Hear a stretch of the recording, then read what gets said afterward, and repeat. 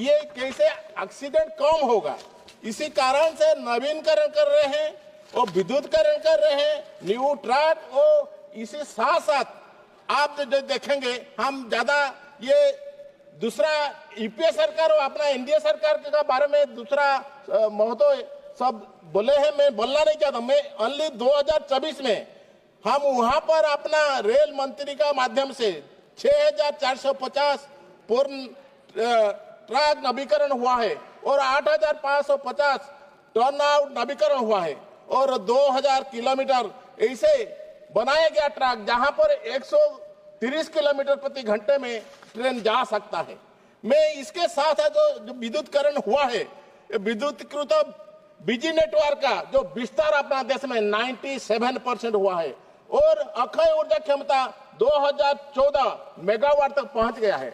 मैं इसमें मालूम पड़ता है कि अपना सरकार आने के बाद और एनडीए सरकार में रेल का सुदृढ़ीकरण करने के लिए और उसको विश्व स्तर में बढ़ाने के लिए अपना योगदान दिए हैं। इस बजट के बारे में मैं उल्लेखनीय कुछ रखना चाहता हूं।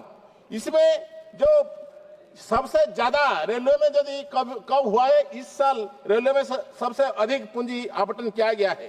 पूंजीगत व्यय के लिए बढ़ी हुई अवशोषण क्षमता को ध्यान में रखते हुए इस तरह की वृद्धि के लिए उचित निर्णय लिया गया। बुनियादी ढांचा के विकास, स्टेशनों और ट्रेन के आधुनिकीकरण, कनेक्टिविटी बढ़ाने के लिए यात्री की सुरक्षा और आराम पर बहुत जोर ध्यान दिया गया है।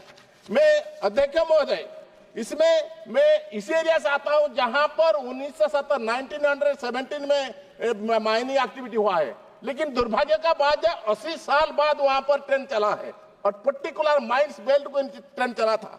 लेकिन अपना गतिशील रेल मंत्री उसको देखते हुए, उसको ध्यान देते हुए आधुनिकीकरण जहां पर देश में हर जगह में कैसे नेटवर्क पहुंच सकता है, इसलिए उसको उसी ढांचा में बढ़ा रहे हैं। मैं अध्यक्ष महोदय, इसके साथ साथ यात्री सुविधाओं को महत्व दिया गया है। यात्री अनुभव को बेहतर बनाने के लिए पुनर्विकास या आधुनिकीकरण के लिए देश भर में 1337 रेलवे स्टेशन पहचान किया गया है और इसमें सुरक्षा व्यय भी बढ़ाया दिया गया है। और इस वर्ष 2025-26 में रेल के लिए सुरक्षा के जो समिति पहल पर ध्यान दिया गया है और इसके साथ साथ ट्रैक नवीकरण, सिग्नलिंग अपग्रेडेशन, दूरसंचार सुधार और नए रेलवे पॉइंट और ट्रैफिक निर्माण के जैसे महत्वपूर्ण योजना भी दिया गया है।